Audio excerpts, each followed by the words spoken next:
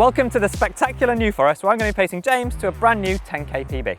Actually, Andy, you're not. If you're a regular viewer of the own channel, you know he's not that well known for pacing. No. So I'm going to be using my watch rather than Andy. Okay, totally unfair, but if that's what you want to do, fair enough. Let's get going. So how is my watch actually going to do that? Well, it's a feature called PacePro, which we will explain later on in the video, but what is the actual goal? Why are we here? So if you've watched the video before of me training for this race, you'll know I did a time trial at the very start, which I did a 55:31. So the aim is anything quicker than that. So usually on the Run channel, I'm here talking about gear and tech, but don't feel like I'm going to be that chatty during this PB attempt. So I'm going to hand this over to me. So I'm your cameraman, your commentator. Basically, I'm going to be annoying, so we better get stuck in. We're just walking to the start now. Time to go. Dead set. Well done, everybody. Excellent.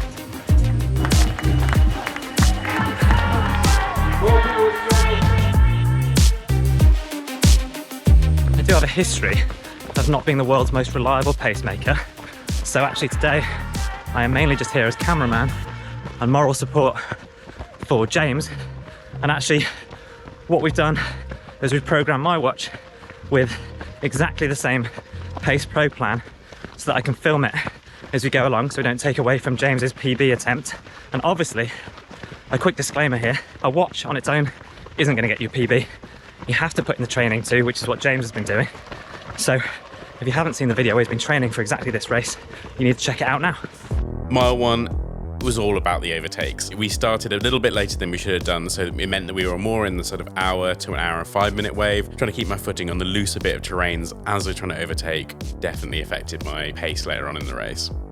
So PacePro will effectively break down your course, the route that you're going to take on, and break it up into chunks according to elevation sections.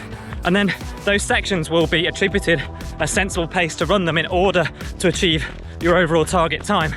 And then the watch itself will tell you how you're doing against your target pace in each of those sections, whether you're ahead or whether you're behind and by how much. And if you're taking on your own PB attempt, whether that's over 10k or not, let us know where it is and how fast you're trying to run.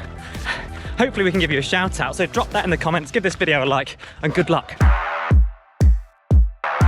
Okay, so we've settled into a rhythm in the 2nd kilometre now.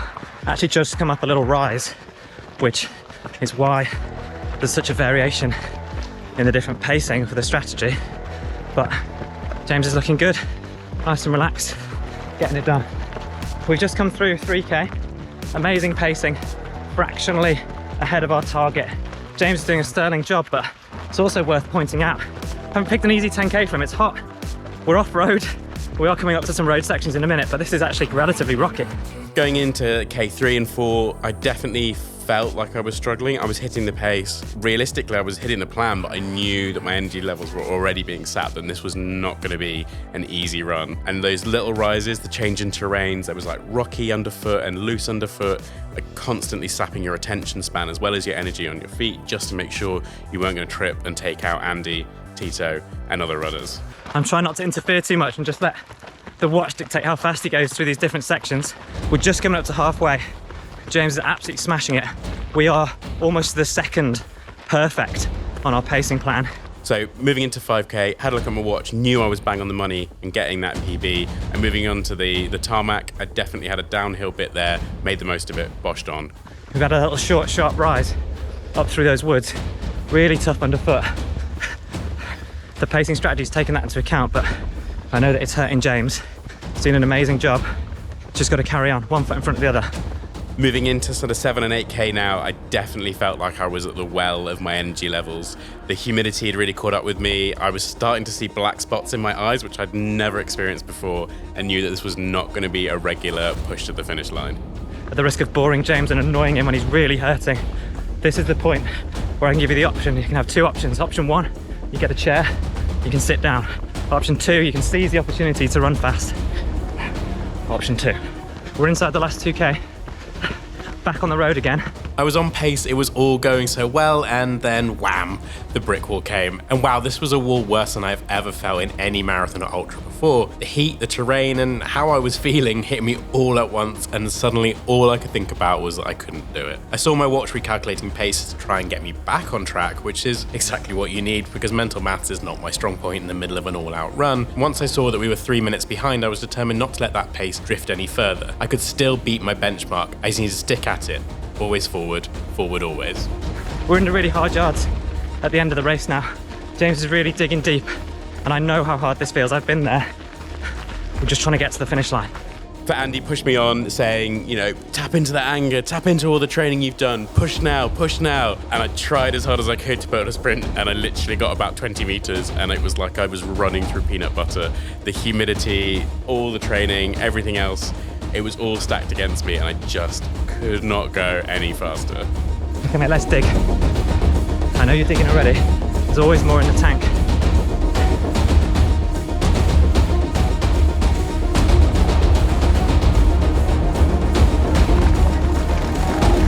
Let's go, James. Don't let anyone pass you now. Don't let anyone pass you.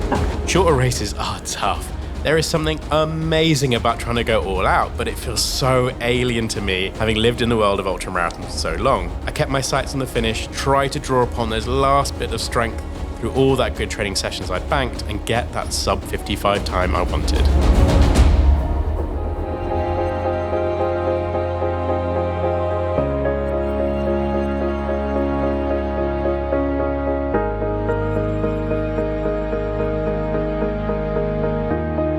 So the race is done. I have now cooled down a little bit so I'm not the colour of a tomato, and I did go under that benchmark time, which, considering the now torrential rain, the humidity in the woods and the really tough terrain underfoot, I'm super chuffed. You should be, yeah. It definitely wasn't as flat and fast as I think we thought we were going to be, so we set you a tough challenge. But who would you rather have pacing you? Me, shouting at you, or the watch? I mean, without being mean, 100% the watch. I can see what Sarah says now when it was like, you won't enjoy having Andy on your shoulder the entire time. But okay. Now you've watched this video, go and watch Rick take on this exact same race where he was trying to do his first 10K back from injury.